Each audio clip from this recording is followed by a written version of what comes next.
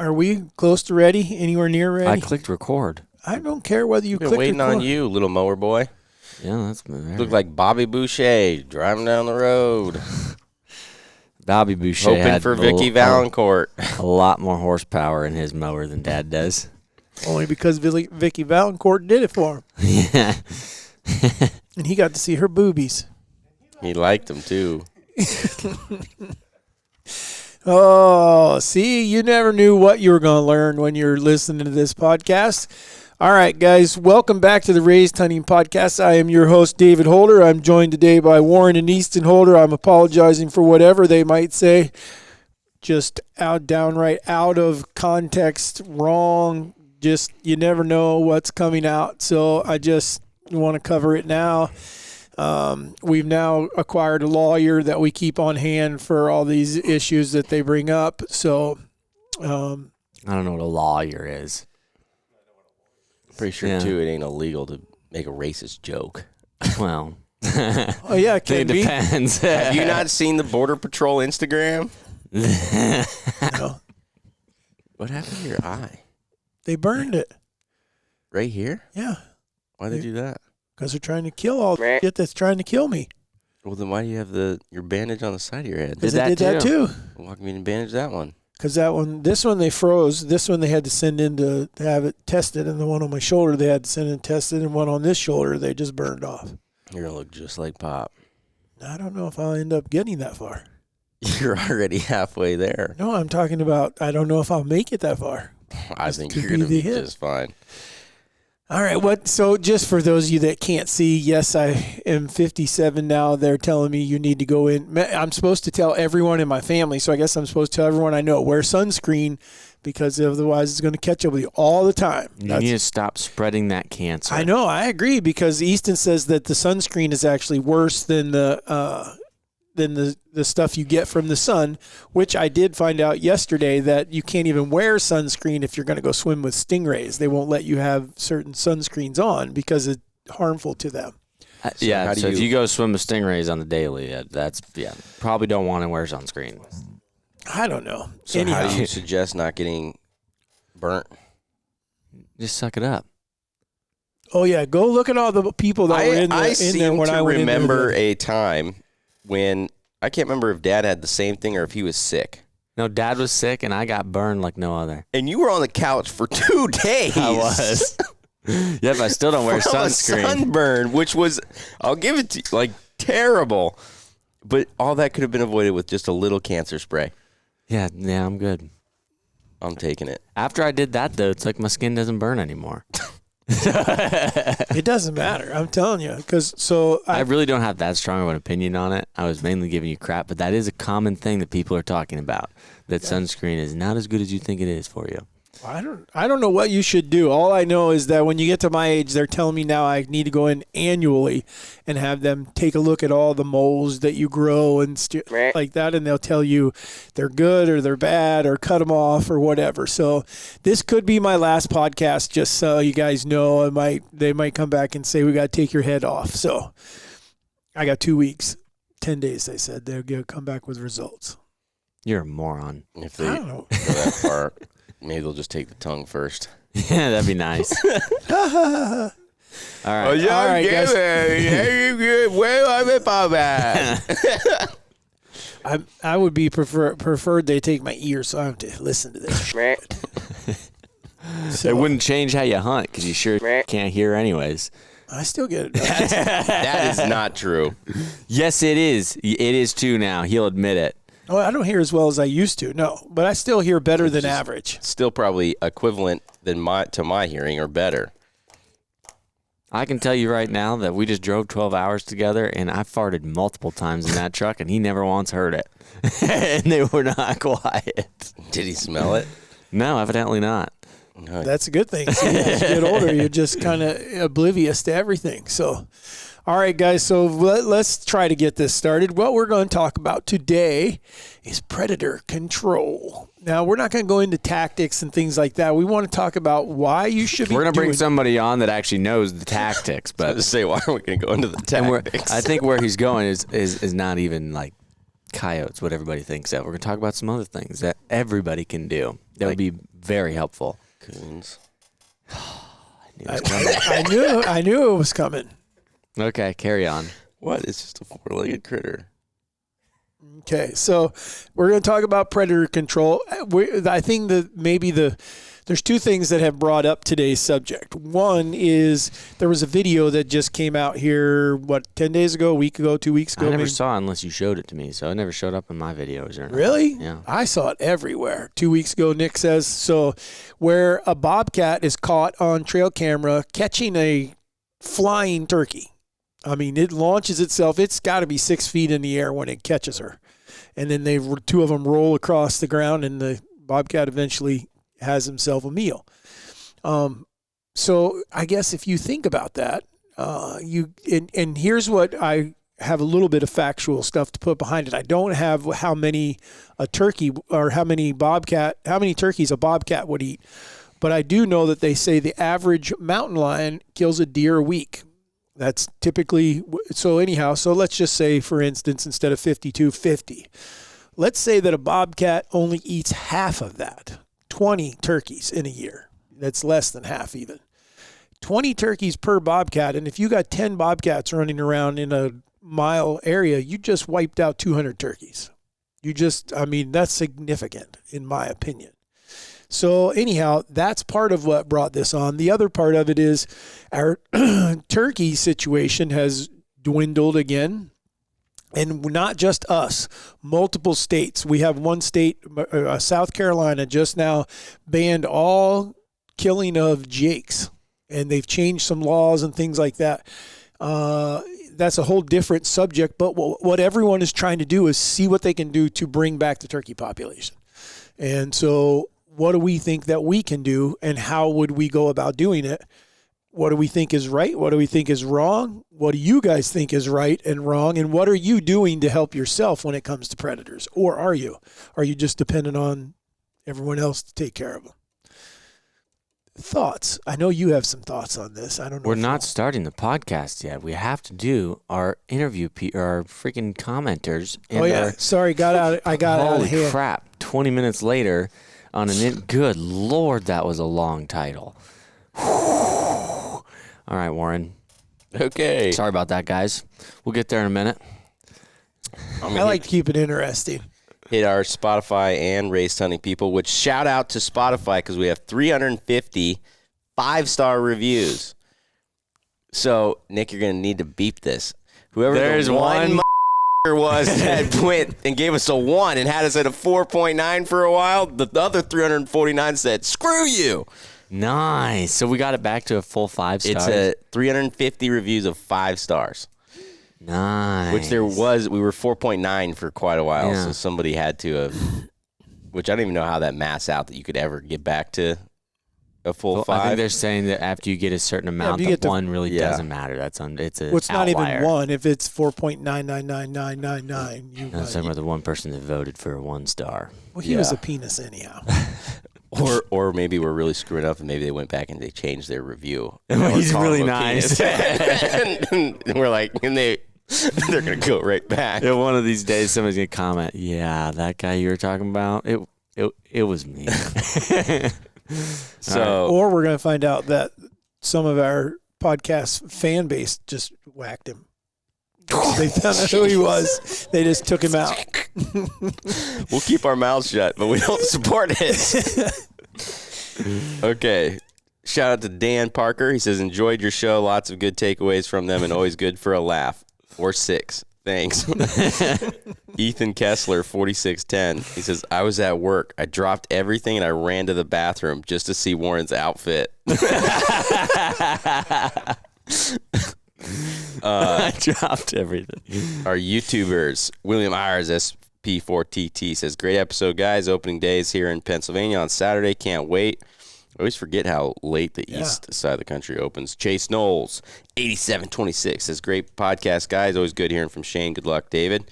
Eric Robards, great pod, guys. Really like hearing from Shane. Seems like a blue-collar guy and knows his stuff. I wonder if the Kentucky accent gave it away. Clifton Hart, 9682. I listen to your podcast when I'm driving a truck for FedEx. I heard the puppy bark when I was pulling out of a driveway, and it scared the out of me. I thought I ran over the owner's dog. Keep it up on the podcast. James Mass 9060, first comment this week, said I don't have food plots and I'm thinking about doing food plots. Do you think this would increase turkey activity? Did you see a change when you implemented food plots? Great podcast. Keep it up. Hey. That was one of our next recommended topics to talk about. Yep. What do you want to answer him at all now or not? Yes. Go ahead. The answer is yes. Yeah, there you go. You can give him the short answer that way. But yes, and stay tuned. We're going to talk about all that, but not today. Okay, I think I'm good. I'm going to check Apple real quick. Yup. All right. I'm going to read a story. If you guys are wondering where these stories come from, or if you're a new listener, you should go ahead and send your story into contact@raisedhunting.com because we read everybody's stories here. And I've got a lot from our last time of yelling at you guys. Start sending me freaking stories because everybody likes to hear them. And now it's slowing down again. So if you have, or you guys just aren't killing anything. So evidently we need to change topics or something to help out here. That's not true. Both of us, we have received a lot. Countless. Now it's like countless number of people that killed turkeys this year claiming that the stuff we fed them through the podcast, they used and it worked. You've had a lot of people lots. message me personally. What's today? May 1st? Mm-hmm. So 4 seasons open, right? Yep. Yeah. I'm buying a shotgun tag. You can't. Yes, you can. Oh, yeah, you can. Yeah. Yeah, you can in 4th season. Yeah. Yep. Yeah. Alice is going to argue with me, and I don't care. Oh, no, it's so worth it, and it feels very good. I know she's going to want me to take her with her bow. I'm like, we can go with your bow, but I'm bringing a shotgun too. And then when they don't answer and everything, I'm going after them. Oh, fair enough. All right, today's story is from Brock. I know, don't yell at me for some of you people that I know I've skipped your stories. I will come back to them, but I'm reading people who have never sent one in before. So, hey guys, I'm Brock. Been a listener for a good while. In 2023, a cousin of mine and I went out I tried to get him his first turkey. We played the game all day long, got our butts handed to us. So going into 2024, I made it a point to try to get him a bird again. We finally got a Saturday to go. Of course, it was raining hard. Just my luck after a 65-hour work week. Good Lord. Anyway, in the rain, when the rain, With a Wayne?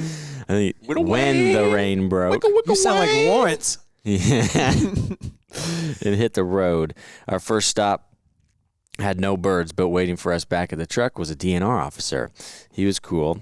He just looked at our tags and talked turkey hunting for a little bit. Then at our next stop, I think that was just a plug that there's good DNR officers out there. I don't know. I thought this was about to go off the rails. That's exactly what I was thinking too.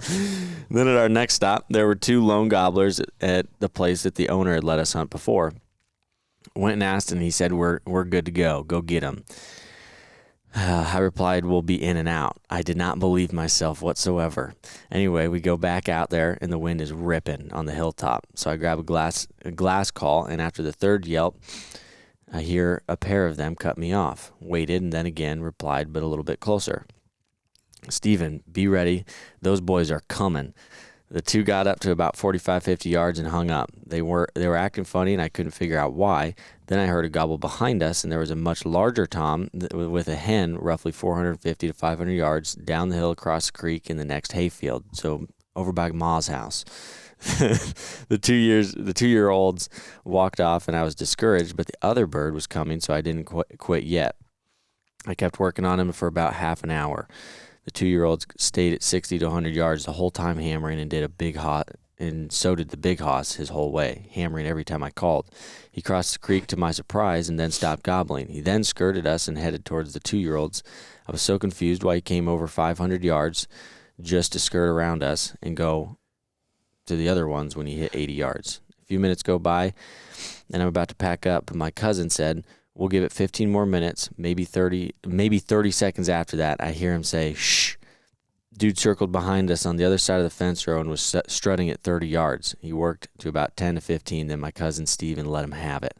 We stand up to go get his bird, forgetting about the other 2-year-olds, and get 5 steps away from my gun.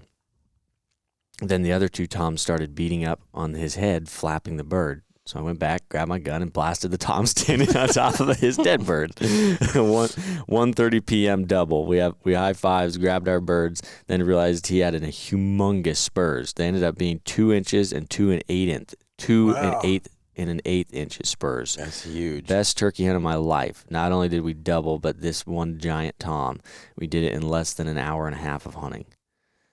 Yeah, that's less than an hour of hunting, actually. Yeah, holy crap. I'm still trying to figure out how he shot the bird. They both stand up to go get the bird. The other ones are still fighting it, so he walks back over, grabs his gun, and then shoots it. That's what it Is sounds that what like. everybody's hearing? Goodness. Yeah, I wish all turkeys were like that. We have a lot of comments on that one.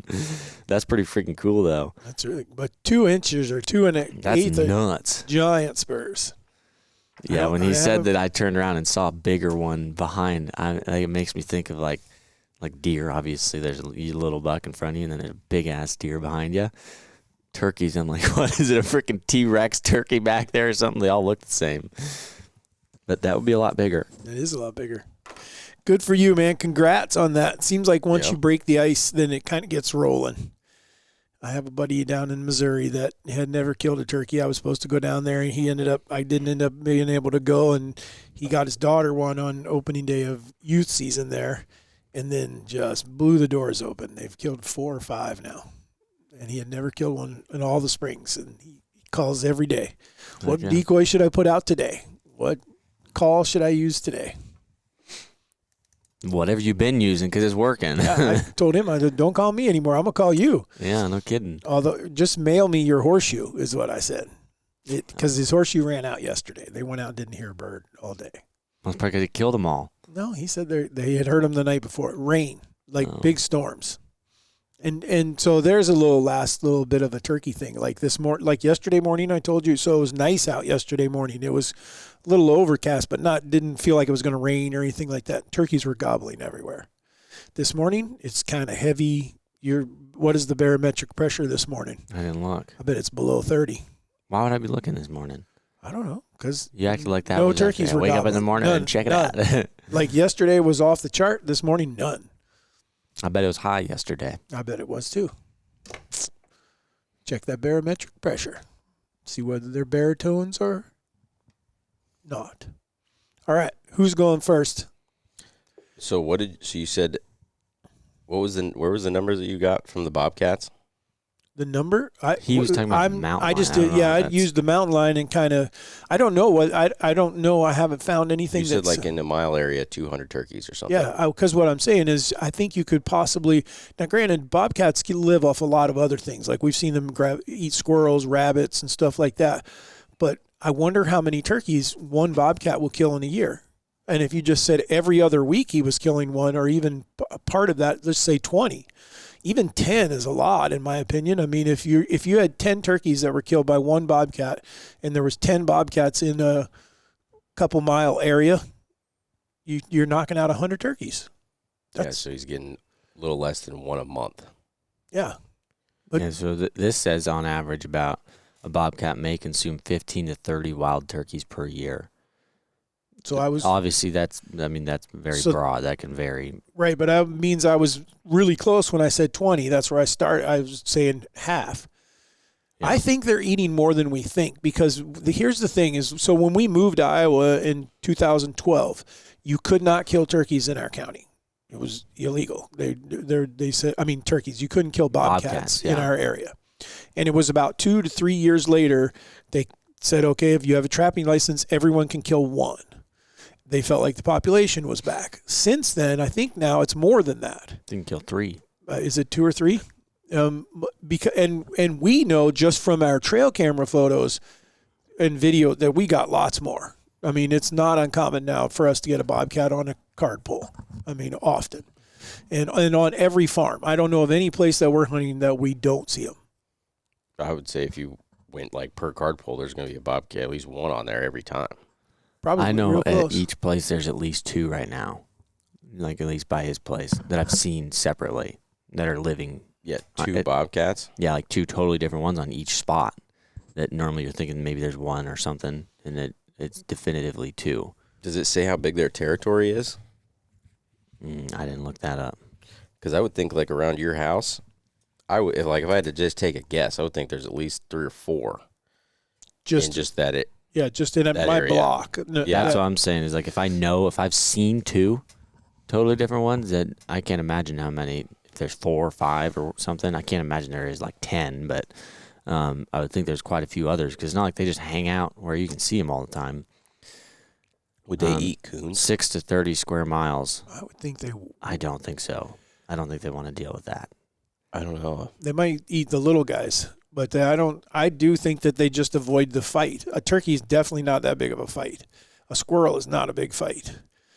Well, I've got video of one killing 7 squirrels in a row. Yeah. Like they clearly favor that if they got like it squirrels. in the area. Yeah. So squirrels, rabbits. Squirrels, rabbits. I don't really see them eating possums. Maybe they would, but I would hope they would, but I don't know if they would or not. But I would think that. I wonder if they would try to snatch a pheasant or a quail or something like that. You know. Oh, they do 100%. That's a known thing. Coons is not very common for them to try to do, which again, that comes back to the fact that you can pretty easily tell there's nothing eating coons because you have, besides the fact that nobody traps them anymore, you have bobcats, and you got bobcats, foxes, and coyotes in Iowa. The only one out of those that are probably doing anything with a coon would be a coyote, and I don't think are going to screw that much either. And the numbers have run rampant. But to give you some statistics on this, so like for turkey population, you have, which we've talked about this before, and I would like to, if this is one that's interesting for you guys, maybe we'll dive into it a little bit more. But your average turkey population, we're not talking about things decreasing because they're getting killed as the turkey. Their eggs and their nesting stuff is 90% of the issue. And so with that, you have it's 40 to 60%. So I think they'll lay anywhere between an average hen, and this is in Iowa, will lay anywhere between 6 and 18 eggs. That's a big variance as well, but I believe the average is like 10 to 12. And out of that one clutch, they're telling you that it is common 40 to 60%, only 40 to 60% of them will hatch at all. And then the statistic on the flip side of that is out of the 40 to 60% that hatched, you're down to like another 20 to 30% that even live from that. So 10, if you want to do your numbers on it, if you get 6 to hatch, and then you're down another 20%, is what, 2? 4. Now you got 4 left. Yeah. So your numbers right there are nowhere close to what they could be. So this is the only one that I've ever seen conservation. This is going to sound bad. Conservation is, in my opinion, a very long-term goal to see elk populations rise, deer populations rise, whatever it is. This one is the only one I've ever seen directly correlated within a year that you can see right away. If you kill enough coons, that you will see your population of turkeys spike rather quickly. And we did a test at my house. So a couple years ago, we've talked about this, I think, as well. I trapped coons at my house. I wasn't trapping, like during trapping season. I wasn't turning them in or anything. I was just catching them because they were around my house and my shop. And so I set out live traps. And I ended up catching 79 coons in about a 5-6 month period. I mean, it was like, I couldn't believe it. I was catching 2, 3, 4 a night sometimes, 2 in one trap. In live traps. They squeezed in there and they were all in there. I mean, it was like a daily occurrence. And so for those of you that might be thinking of doing something like this, marshmallows. I don't know why, but marshmallows, dog food works, corn works, fish, whatever, but marshmallows seem to be the number one. And they're cheap and easy to get, and they just go crazy for them. So marshmallows. Man, you want to go to prison? Marshmallow? Worth it. So, but anyhow, I caught 79. I let my neighbor's kid or grandkid trap some of the creeks right by my house, and he trapped 115. So we took out 200 coons in 6 months, and we saw a significant increase in our turkey population. Significant. And that lasted for about 2 years. And then I got lazy and I haven't been running my traps, and the kid grew up and moved away. So, but I think we might have a new kid in the neighborhood that's going to start doing some trapping. So we are going to fight back on the turkey situation, because I do think that I still come back to what I said before, though, because you can drive around right now. I mean, I'm seeing, and that is we are losing habitat as well. Tons of it, mainly fence rows and creek bottoms. The best way I can describe it is like you have a 50-acre field and a 50-acre field, and there's a strip of timber. It might be 5 acres, 10 acres. You would think it's not that big a deal for them. But the commodity prices have gone up, and so they're like, whoosh, wipe that stuff out. I'll spend the money and fill it in, and now it's one big field. And there's now not a place for the birds to roost. Or they got to move somewhere to roost. I think that's what's going on with, and has talked about, he has lots of turkeys, but they leave. And I think that a lot of the area where they used to roost is not there anymore. They have to go farther. From him? No, Yeah, no, from neighboring properties. So do you think that the numbers right now are over a 2 to 3 year period are way down this year, or about the same, or? And so I just talked to a buddy of mine in Missouri because he's having the same issue, David Westmoreland. I mean, he talked. Now, what we don't have here, I don't think, and we're going to get the DNR to come back and talk about, they're doing a turkey study in Iowa, and they were just starting it. So we need to wait till they get some data. But they're actually putting tracking devices on was it hens or toms, or I think both? either. That's later on. Yeah. So anyhow, we'll get them back on here. But anyhow, Westmoreland was telling me he had a place in Kansas. He's hunted Kansas for years, and it was 8,000 acres, and they would kill 50 to 60 toms a year and not touch it for 20 years. And now you can't go over there and hear a turkey. None. He said, like, we get excited if we find a track. But within a year? No, it dwindled really well, but it happened really fast, because over there, what he thinks really just like decimated him was turkey pox. If you guys haven't seen that, you can look it up. It's like chicken pox, but turkeys get it, and it had these like black warts on their face. And he said, if you see one turkey with it, 50 of them have it. It spreads that fast, and it kills them. And what happens is they go blind, and then they can't eat. And so it killed them all. And so then my next question was, has he ever heard or seen anywhere that they have ever recovered, like meaning that area? And he said he had not. However, my theory is 50 years ago, we really didn't have an NWTF that was established. We didn't have DNRs and biologists working. You had game wardens, but you didn't have people that were specifically there to try to replenish a population. I think that hopefully we will see those. I think what they would have to do is wait a certain amount of time, maybe years, to make sure that that's out of this whole thing, and then reintroduce birds.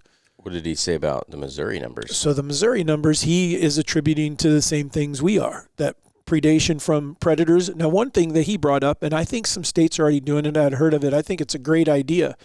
They're always looking, states or people, period, are always looking for ways to get kids involved.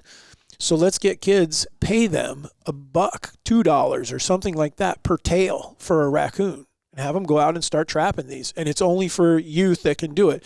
Maybe they can only trap up to 100 or 200 of them, so dad isn't out there trying to make $1,000 off of the coons claiming his kid caught him. Make it something that these kids really have an opportunity to get involved in. And now there's a reason to start getting rid of some of these predators. They've done that here before. I think they have, but it's never like taken off, or like they've never. I don't know. Tons and tons of people have done it, but I think they kind of need it that way because they have to set limits on it anyways. Right. Because the ones that are turning them in are turning in the max amount they can. Maybe, probably so. Yeah. Yep. I don't know enough about it to. Well, I'm saying I know that about the one around here. Yeah, I would support something like that 100%. The first thing I would think is if the Iowa turkey numbers are down that bad, which the only thing that makes me question that a little bit is when we were hunting with Shane, we were running into birds. Yeah, no, I mean everywhere. And it's not and Westmoreland said the exact same thing. I was like, what's crazy is I'll have a place that I have normally had a lot of turkeys and they're not there, but I can drive down the road 2 miles and there's turkeys that I've never seen there. And I'm like, why are they there? And he said, I kind of run into the same thing. He has a buddy that has all these turkeys, and he's like, man, you wouldn't believe I've never had turkeys before, and now they're all over my place. So they've also kind of shifted. That would speak to the agriculture stuff taking place, and they're displacing their land. I think. I don't know. That speaks to a cycle. I don't believe that has anything to do with the agriculture. What? The only thing I was gonna say is why wouldn't Iowa cut tags first? I predicted that earlier in the season. That I think we'll probably see in the next year or two that just one tag. Yeah. If or it doesn't they bounce shorten back the next seasons or something like that. Because the other one though I do think that Westmoreland's, me and him were just talking about it, but I mean he brought it up. I do think that chemicals, including chemicals we use to kill weeds and things like that on our food plots, could have, because one of the things that he did, and I'll probably quote this wrong, he did have, Missouri had like a 2.7 poult ratio. Like that's about how many poults were per hen. And now they're saying it's like 1.2 or something. It was less than half of what it used to be. Is there anywhere that we know of in the country where the population is booming? That people are like, oh no, we got turkeys. Michigan. Out the wazoo. Michigan? That's the only one I've heard of for the past 2 years. Well, I know, at least I think, maybe you know better. Nebraska is not anything like what it used to be. Correct. They're just on the come up, it sounds like. It's coming back. Well, we talked to one gentleman that says they haven't had hunters for 2 years because of the new draw system and things like that. And he said that their numbers in that specific area have come back some. They had lots of turkeys. However, I don't know. I mean, yeah, but I think you got to think there. So now there's 10,000 non-resident tags or something. I have no idea. I thought it was 8,000, but I think it's 10,000. Maybe it's 8,000. Either way, maybe if there was 30,000 people that were going there before, it was supporting that for several years. So what changed that made that go away? Kansas, I think I never hunted Kansas, but I always heard that there was a lot of turkeys. It was really good. I heard the same about like Oklahoma, and then everywhere. I have heard the same about Michigan, but I feel like that's the only state. Maybe Montana and Wyoming, I would think, have got to be close to the same. Maybe not though. Wyoming. I hunted Wyoming last year, but it's tough to say because the place that I was at is like we saw a pretty good amount of turkeys, but it's also remote. Yeah, and it's not. I felt like it was a decent amount of turkeys for there, but I don't really know what that is because it's also, according to our buddy, those turkeys are kind of new there, like they've only been there the last 15 years. So I don't know, but I guess my only point with that is it makes me wonder if you're kind of right because like maybe it's more chemicals or something that's going on with agriculture or farming or something because there's always been predators and I have a hard time believing that across all of those states, unless it is the trapping industry doesn't exist anymore, and that was keeping things in check and allowing the turkeys to thrive nationwide. I don't know anybody trapping right now. I don't know anybody trapping coons anymore right now. I haven't for like the past 4 or 5 Curtis years. Is. Yeah, he trapped somebody. He ain't really. That's one dude now. Yeah, one guy to try to. I used to like right. That was literally that was half of the kids rednecks in high school. That was their income. Right. Oh, I remember seeing a whole like a truck bed bed squatting. Yeah. With coons on how many, and they'd be out there during lunch skinning their coons. Yeah. And that was $15 to $30 per one. Yeah. So now it's less than $5. Yeah. So when you take things like that, that's so significant. I mean, because you guys are talking about one high school. Yeah. How many high schools are in Iowa? Probably 500. I mean, I don't know. I don't know if I'm way off, way low. It doesn't matter. Okay, go on. I'm just saying. I don't know how many schools are in Iowa. If you got one redneck killing 500 coons every year, okay, and you got 50 schools, you got 2,500 coons that now are not being taken. I mean, and so when you take that, then you brought back a bobcat, and the bobcat is killing 15 to 30. You take chemicals that maybe are having some effect on whether the reproduction of the birds themselves. You take away habitat, you just basically have all these factors that are affecting in a negative, there's not a positive in there for them at all, and so eventually what you have to do is take out the hunting of them. We need an agriculture specialist, because I wonder if there's been something new, some like new kind of roundup or something in the last 10, 15 years. This is a big deal. I feel like I've heard a lot about it. I just is. have no idea. I don't understand any of it. I don't either. I don't know enough about it. Other than I would think bobcats could be a decent impact too, because there is a lot of bobcats. Yeah, compared to when we first moved here, it's like a lot. Like I think you can. I don't know. I'd have to look. I think you can only kill 3 at all, actually, in the entire year. Like one person, whether it's trapped or shot. Yeah, but how many people do you think is actually even killing one? I don't know. I mean, but the people I do know that are killing the one, they're killing all 3, and then they're taking a buddy that has his 3 and killing all 3, and then they're taking another buddy that has all his tags and he kills another 3. You want to know what I'm really hearing here? Huh. This is going to be a very difficult thing to do.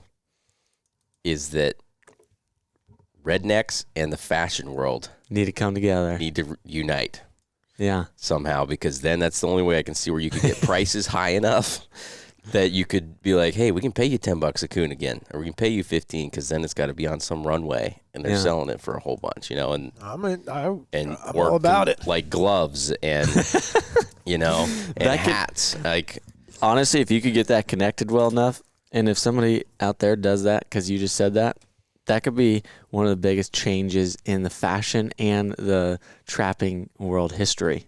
oh, it would be the Oh, they went direct to the businesses now, and now the pelts are booming, and Vegas is amazing. I feel like though, if you could like convince those people, like, hey, for every fur coat you buy, you're saving a turkey, or something. They'd be like, but what about the 15 coons you killed to make it? That's how you saved the turkey. There's plenty of them.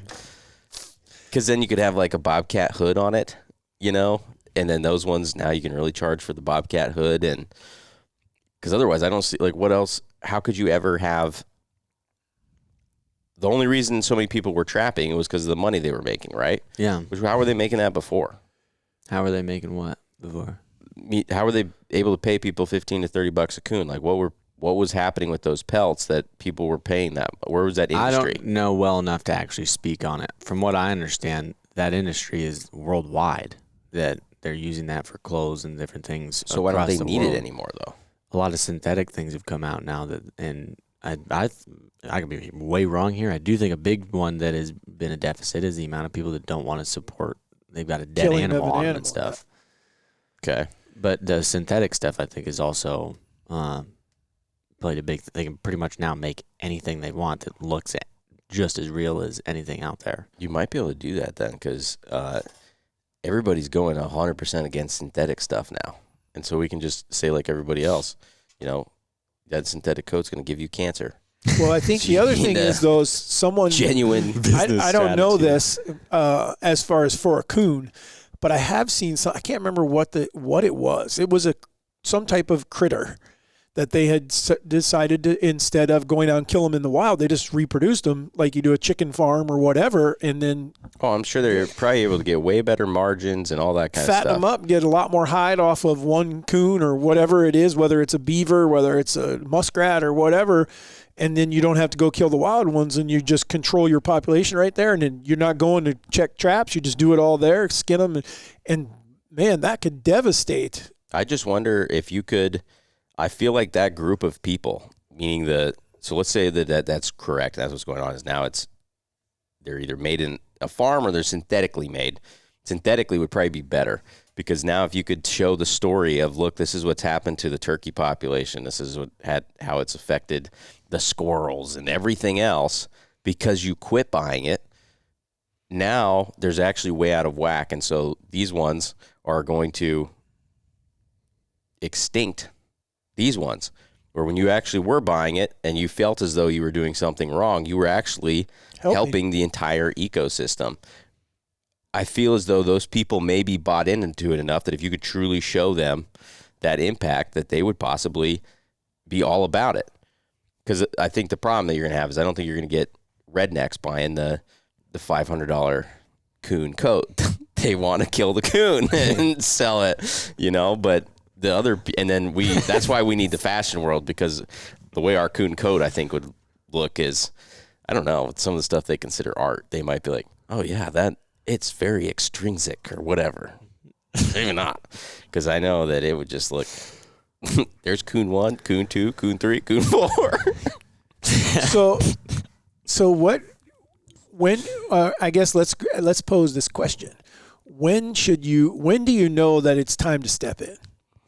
What do you guys think? I don't know. My thing about all this is that you could look at this is one of the only things you can talk about conservation wise, as far as what you could be doing on land that you could do anywhere. Like you obviously need to have permission and everything, but like we talk about going deer hunting and getting permission. We talk about planting food plots and mowing this or cutting some trees or whatever else we're talking about. All of it requires you to probably have some private land or some really good permission ground that somebody lets you do, or whatever the situation is.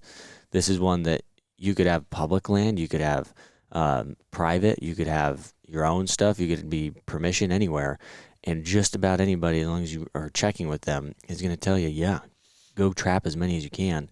And you do that well enough, and you'll have yourself, as long as there's turkeys in that area, you'll probably see a pretty freaking big jump and make it a lot more fun to turkey hunt, like directly correlating to your experience and the work that you put into. I would so agree. It's a really, really good one for anybody to start, whether you know how to trap or not, too. The only thing is you need to make sure you can check them every day. But yeah, it needs to be legal. When I was talking about all the ones that I caught, it was like they were literally at my house or at my shop. I mean, I just drove by and checked the trap as I was headed to work, but it just got to be where every day there was coons in there. As long as I put fresh marshmallows in, they were in there. Mm-hmm. Well, I think to answer your question, I think that obviously it's got to be your government as well, but I think that you need to step in well before it gets any of that stuff. I think if you're doing immaculate, you need 3 to 5 years for it to actually correct. So you better be getting into it before. Well, which is a big. I'm just saying most population overall, to actually truly see a significant lift, you're probably, I would think that 3 to 5 years would be a fast timeline. Yeah. And so I think that if you're not careful and you wait till it's like, yep, absolutely, there's a problem and there's no turkeys now you're talking more of a 10 to 15 year recovery period. I asked ChatGPT why it said the trapping industry fell out. You want me to read it? Sure. So the decline of the trapping industry in North America. We just lost 10 followers. Why? We use AI. Especially in the U.S. and Canada, was caused by a mix of social, economic, environmental, and political factors, including one, anti-fur movement and changing public attitudes. Starting in the 1960s and gaining steam in the 1980s, animals' rights campaigns by groups like PETA and the Humane Society, good job, PETA, you killed all the turkeys, led to widespread public backlash against fur products and trapping, especially the use of leg hold traps. This greatly reduced demand for fur in the fashion industry. Number 2, international trade restrictions. This is probably a huge one. Countries like the European Union introduced bans on the imports of furs from animals caught with certain traps, reducing overseas markets for North American trappers. Number 3, economic shifts. Globalization made fur products more expensive relative to synthetic alternatives. At the same time, the cost of trapping, fuel equipment licenses increased, making it less profitable. Decline in fur fashion trends. Urbanization and loss of knowledge. As rural populations shrank and fewer people passed on trapping skills, the industry saw a generational decline. Fewer young people took it up and became a niche pursuit. Government regulation, more stringent wildlife management laws, and land use regulations made trapping harder or more expensive in some areas. 7, environmental changes. Habitat loss and climate shifts affected animal populations and made trapping less predictable or fruitful in certain regions. So... lots of factors. Yeah, but I do think to me, it was domino effect. Your biggest one is the market of it, because even the guys that probably really liked to trap, if they can't make enough to cover their cost. Yeah, they're saying that the new generation didn't come in, or that's because they'd lose money and they can't afford it. And they can't live life like that, because that was people's full-time job. Which I for a think it would long have time. to be if it's something you're having to check them every single day and you're going to run hundreds. Yeah. And like the law states, you got to check. Whoa. You got to check it within what, 24 hours? So, some's 24-48. I think. I think I it's think Iowa's 24. Yeah, 24. Iowa's every day. Yeah. So, I mean, how are you? That's going to be really hard to do unless you're a shoot bud in high school and got the energy, you know, that you go before school and after school. Yeah. The thing is, though, I mean, if you break that down, I guess I knew that they were trapping a lot. I didn't know what the number might be, but now the way that would state and how many people were probably doing it, we're probably talking tens of thousands of predators that were taken out that are now not being taken. Yeah. And so in 1 year, we're talking. And so then that just keeps increasing. Yeah, you're way out of whack as far as, well, tens of thousands of trappers. That would probably equal hundreds of thousands of coons and stuff, or if not more. Yeah. Yeah, that is But I think, too, a pretty progressive issue. if you think about it, almost anything, by the time that the states are able to step in, or the feds, it's way too late. Like your wolves, I was just telling you the other day, I was talking to a buddy that lives in Montana. I don't know if you knew this or not. Or now for the wolves, they can shoot them year round. They can hunt them at night, and they can bait them. With no, like a coyote? You don't have to have a tag or anything? Oh, I think you have to have a tag. But as far as rules, I mean, you can freaking bait them. Yeah. Like when we lived there, it was one, they were on the endangered species list. Then they came off the endangered species list, and it was a draw, I think, for the first year, wasn't it? And or was it a quota? Residents could buy them. Yeah, there was a certain amount. But the quota was like 200. Oh, it was a lot across the whole state, or wasn't not. I mean, it wasn't. But we weren't hitting it. Is the whole thing though? They hit it the first year, and then after the first year, they couldn't hit it. Yeah, that was like it wasn't even coming close. Not because of the numbers, but because they were smart. They're too smart. And so now you got all the way to the point where no rules pretty much because we can't catch up to the problem. Actually, this is kind of funny because Alyssa and I were watching a documentary 2 nights ago on the Yellowstone cutthroat trout, because I guess, you know, that trout was one of the main food sources for a bunch of the animals in Yellowstone. Well, lake trout got introduced into Yellowstone Lake somehow. They don't know if people put them in there or if they somehow got through somewhere, but lake trout ended up in Yellowstone Lake and were killing. They pretty much decimated the cutthroat to the tune of where they'd been working on this project where they're gill netting all of these lake trout. You know how many they've caught in the last 5 years? 1 million. More. 10 million. Not quite that many. 7. 4.5 million. Holy crap. They were averaging over 500,000 or 600,000 for 2 to 3 years. Then they went and did a study on the cutthroat, and they had basically, for the lake trout, they had just got it to where they pretty much kept the population the same. Yeah. And then the cutthroat were still declining, but slower. And so they're like, yep, in order to do this, you pretty much need to triple your production. And so that's where then they had to go and they had to get commercial things. And so now, these people are gill netting 24/7, and they've caught 4.5 million lake trout. Oh, where they started hiring it out for people to come in and do it? They couldn't, because they couldn't catch enough. The game wardens and the state agencies were doing it. And then after the study at Montana State, they're like, you guys aren't doing enough. Like, the only way that you're going to be able to do this is you need help. And so they went and they found contractors that were like, these guys were like deep sea guys, you know, and really good. And then they're doing it all. And then I think that the lake is open and stuff I'm not 100% sure on that part, but I think they have it open to the public as well for fishing, you know, and it's like required to take lake trout and stuff. But I mean, now they gotten to the point where it was almost, now I'd be curious to look and see where they're at now on it, but it sounded like here they thought they were making a difference because they're taking out 300,000 a year or 500,000, and they didn't even make a dent. keep up with them. Wait, you're saying that they open the lake to the public to fish it? Wait, I guess you can fish in a national park, can't you? I was sitting there thinking, like, man, that's probably a once-in-a-lifetime freaking opportunity to... No, but I don't think that's super common, though. But I don't different laws a lot of times in the national parks, like like how big they are, that you can keep them or not keep them. A lot of them fly fishing only, or lures only. You can't use any natural bait. Barbs and stuff. Yeah. So, well, that's how they figured it out, was the lack of ospreys and eagles. Because they weren't there anymore. Well, they weren't there, and then too, every time that there was only, at one point they said there was like 15 to 30 osprey nests around Yellowstone Lake. In the last few years, since these cutthroat had started and been reduced, there was 2. And then when those 2 would go hunting, they would leave the lake.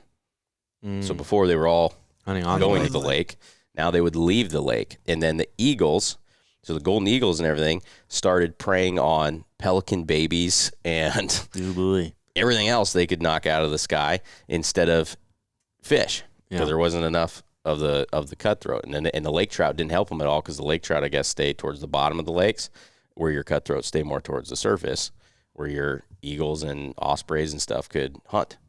Oh, that stuff's so interesting, how one little thing. The chain reaction of it. Yeah. It's unreal. It's the same concept as the turkey stuff. I mean, and absolutely. The furs and everything. Yeah, it's been a big It's interesting until it's affecting you personally, and then it's not interesting anymore. It just pisses you off. But the wolf thing we lived in, I mean, I got to see it firsthand happen, and that sucked. And the grizzlies is still going on. The grizzlies is another one that if anyone out there tries to tell anybody that there ain't enough grizzlies in the United States to hunt, they're just flat ass wrong. Well, they honestly even actually said that too in here, that that part of they believe that part of the reason that the elk population is down in Yellowstone, obviously not the only reason, but part of it was that they have numbers on all of it. Like, that was the thing I did like about it, is they were able to document all of this. The grizzlies, of the X amount of grizzlies that were around Yellowstone Lake and these streams and whatever, they were spending 40% of their diet or whatever was catching cutthroat trout. And then when there's no cutthroat, now is what those bears did in the spring. Instead of going to the spawn and everything for the cutthroats, they went and waited. They went to calving areas and waited for elk calves to drop and ate elk calves. And so now, like, they have a bumper sticker that's lake trout kill elk because it changed what they're eating. And so now they all are always over there killing elk calves because there's not enough trout. Yeah. But I mean, I remember when they first introduced, like, and I don't remember the exact number, but it was like, we're going to have 20 packs of 5 in Yellowstone, meaning Montana, Idaho, and Wyoming combined, and so that's 100 wolves, and the ranchers and everyone were like, there's no way you're going to be able to control that. And by the time that they allowed us to hunt, where they finally got it through, it was like 55 packs of 20. I mean, it was so flip-flopped in a wrong direction that and it was just, and you knew that was, I guess that's the part that's so frustrating, is I can't believe that the average hunter is just that much smarter than so many other people, because someone is not listening to what is going on, and we're trying to tell them this is just normal. The Colorado situation is so jacked up, because you do have, it's the whole thing about being stupid and ignoring history and everything is just, you're a moron if you're not going to at least pay attention to history. And Colorado is literally, they have 3 states for the past 15 years, 20 years of history with doing what they're doing and how it affected everything. Yet they're still pushing, and I'm pretty sure they're close to release number 2 if they haven't already on those wolves. At least I just saw something again about it the other day. Well, wasn't it one federal judge, though, in Missoula? He's the same one that keeps... How is that guy able to keep blocking the grizzlies? You may start seeing I don't know some if of it's this. Still him. I don't know if it wasn't necessarily just the judge. It was the PETAs and the humane societies, because they had the money they would file things that then would stop, where they could not make a decision until it was settled. And they just kept filing, but Malloy was the judge that actually was making we're not going to open this. Wyoming shot themselves in the foot when we still lived in Montana, because immediately when they said no more on the endangered species list, they stamped them as a freaking coyote. We're killing them all any way you want to kill them, day, night, I don't care. And immediately the feds came back in and said, nope, if we're going to turn this over to the states where you're going to manage the wolves, then you got to manage them in some sort of regard, not like that. Exterminate. Yeah, I mean, that's where they were going. And I was like, come on, Wyoming. And when Wyoming Just did, like the most Wyoming thing of Wyoming. yeah, but when they did that, it stopped the other 2 states. You're right. For no one. All 3 states could not do anything. Didn't they get to the point on grizzlies where they did get to a draw? I think. Didn't they get to that? No. Where they were going to do a draw and then it got stopped? They got to where they said that there was going to be a hunting season. But I don't know that they ever said how many or how that was going to look. Well, because I remember then, too, you had PETA and everybody saying that they were all going to put in for tags. Right. To try to get all of the tags so that... None of them are killed. Yeah. Didn't they, too? I think... That'd be all right. They'd be paying for conservation. Yeah, but you're not killing any grizzlies. Oh, I'm sure the farmers will. Yeah, but they can't kill enough. Well, I think... I do agree with that to an extent. I think that what people would be willing to do if it wasn't a federal crime would probably change. Oh, yeah. But anyways, wasn't the way that they did their counts, was it the same way for wolves where they fly over and then just say, there's quite a bit of timber, so we'll times it by 2. No, well, They had some ratio. So Mike Madel came to camp one year. He's the bear biologist out of Choteau, Montana. I think he's retired now. But anyhow, I know that at one point their big way of doing it was they now had baits and fences up, and they would pull the hair off the fences, and they could tell how many different bears were coming to that area.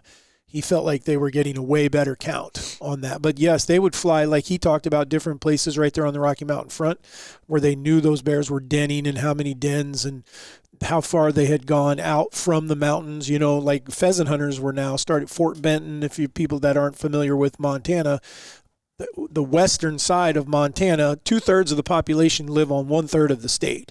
And so as you come east, it gets more plains and stuff like that, places you would not expect to see a grizzly today, but they thrived in the 1800s or 1700s. They were all over there. Well, now they're going back there. I mean, there's enough of them. There's a lot of places where we didn't have grizzlies at all when we lived there and when we were hunting elk there, that now they have some grizzlies there. Lewistown has some. Well, too, I would think that even that way of doing a count, like let's just say the Bob Marshall, there's no way how are you gonna ever get baits in there far enough and be able to do all that in a count where we lived. You'd have to have one every 10 miles to get an accurate. Yeah, I don't know enough on what Thermal they're doing. imaging. Hold on, that was something I wanted to bring up though, because I do think the introduction of like thermals. Is that going to help you through trees though? No, with my price range, not much. No. But with maybe the government's price range and what they put in a freaking drone, they'll be able to see at least some. Yeah. But I wonder because I think our coyote population, I think, might be being held in check a little better due to the fact that now people are getting thermals and more people are going coyote hunting.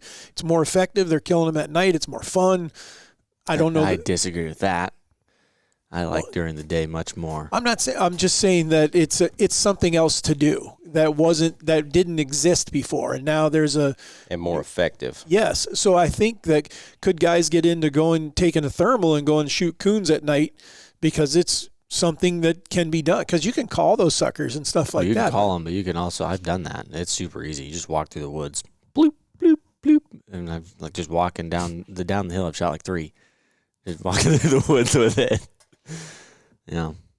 Yeah, well, you mentioned the one night that you went. I could have shot 3 the other night, but I didn't want to wake everybody up. No, but you were talking about how many were in the cornfield that night sitting on the fence posts. Oh, there was like 14, I think, in one view. Yeah. Yeah, see, I mean. That I could have shot. 14? Yeah. I wonder how many coons you could kill in a night with a thermal. Just whether you called them, whether no dogs, just going to the cornfields, walking the edge of timber, shoot them. I have no idea. Probably a lot. We'd go test it out. I need to get a suppressor, though, because you're going to want to shoot a lot of them. I would bet it would be a ridiculous number. Yeah, I would agree with that. We might have to try that and come back to you guys. All right, well, we want to hear from you guys, though. What are you guys seeing in your states? Are they doing anything on the predator side to be able to take care of the population? Because the whole Midwest, and now, like I said, with South Carolina and some other places changing their laws, this turkey thing is a big deal. I mean, it's multiple states that are seeing a decline. And can we do something to help them? Because I think we have the capability where we may not have had that 50 years ago or 75 years ago, or definitely not 150 years ago. But now we probably have the ability to kind of change something like this and see areas come back. I would agree. All right. Warren, you got a wacky fact? I'm working on it. Because we shafted them last week. There was no wacky fact at all. Yeah, apologies. Or shout outs, really. Yeah. Yeah, well, anyways, if you guys do remember, you have a story, you have a question, that's a big one. I know we should probably have said this in the beginning, but please send us your questions and everything, because we come up with topics and things that we think will do good, but sometimes when you guys send us stuff, we end up changing that because we want to give you what you guys want to hear. And I know it's not deer season yet, but typically when that time comes around, you guys are sending us all kinds of scenarios, farms, what to do here, what to do there. You guys can do that anytime. So we're getting very close to starting to set some scrapes that could benefit you in deer season. I've got a deer right now that's already got a split. His eye guard is starting to grow. So it is very close, but yet so far away. So send us questions, send us stories, send us situations. We'd love to hear from you. Heck yeah. Don't forget, go to the website, check out the Raised Canine line, check out the Raised Knox, and also Raised Scents. All the Raised Scents, we are still on target for having everything back in stock by June this year. So we will, and then there's all kinds of apparel. There's some new scent stuff y'all are going to want to check out. For sure. It'll be fun. All right, okay. Well, there we go, finally. In 2014, a man in China bought 99 iPhones and arranged them in a heart shape to propose to his girlfriend on Singles Day. She declined his proposal. I love it. What was the... Okay. I don't know why iPhones. No, but why? And what does 99 iPhones have to do with anything? I guess that's how many it took to make the heart shape. Here's another one. And on August 14th, 2010, China experienced the world's longest traffic jam, stretching 62 miles. The jam lasted 12 days with thousands of vehicles moving as little as 1 kilometer a day. How does that happen, though? How do those people not die? I'd abandon my vehicle. Yeah, 12 days. Wow, that's a heck of a road. That's unreal. Yeah, I'd be like, I've never seen that much open country in China. I wonder how many people shot themselves. Because we were just in traffic and it was like an hour and I was ready to shoot myself. I freaking hate traffic. That is why I do not live in Washington, D.C. anymore, because it sucked. You slept through the first time. Some. Yeah. I had to drive 2 miles an hour for an hour and a half. Whatever. This is a good one. The venom of the Palestine yellow scorpion is the most expensive liquid in the world. You want to take a guess at how much it costs per gallon? Per gallon? Per gallon. Its high price comes from its scarcity and its use in medical research, including studies on cancer and pain relief. $10,000. No. 700,000 to $1 million. No. How much? 39 million. Nice. How do I get some of that? A gallon. You got to go find you a Palestine yellow scorpion. Found something more expensive. Palestine. All right. Yellow scorpion. I wonder how many you'd have to catch. One and just keep milking him. Does it work that way? Do they keep producing them? I have no idea. All right, guys. Thanks for joining us on the Raised Hunting Podcast. We will see you guys next week. Good luck on the rest of your guys' turkey season. And wish us luck.